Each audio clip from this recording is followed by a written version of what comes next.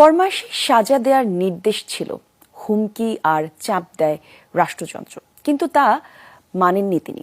খালাস দিয়েছেন আসামিকে। ন্যায় বিচার নিশ্চিতে ছিলেন দৃঢ় প্রতিজ্ঞ। ফলাফল প্রাণ ভয়ে দেশ ছাড়তে হচ্ছে। দেশান্তরী হয়েও রক্ষা হয়নি যেন।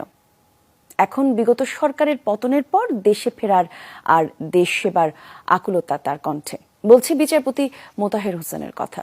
বিএনপির ভারপ্রাপ্ত চেয়ারম্যান তারেক রহমানকে অর্থ পাচার মামলায় খালাস দেয়, যাকে বরণ করতে হয়েছে সীমাহীন দুর্ভোগ।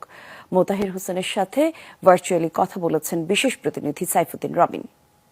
শ্রীলঙ্কা আবারও রপ্তানিতে শীর্ষে।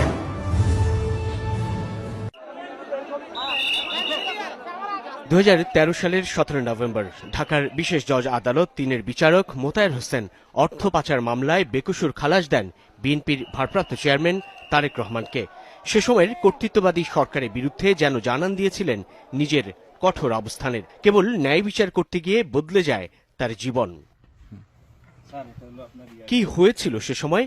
মামলার রায়ের পূর্বাপর ঘটনার বর্ণনা দিতে গিয়ে ফিনল্যান্ডের রাজনৈতিক আশ্রয়ে থাকা বিচারপতি মোতায়ের হোসেন শোনালেন ভয়ঙ্কর সব ঘটনা।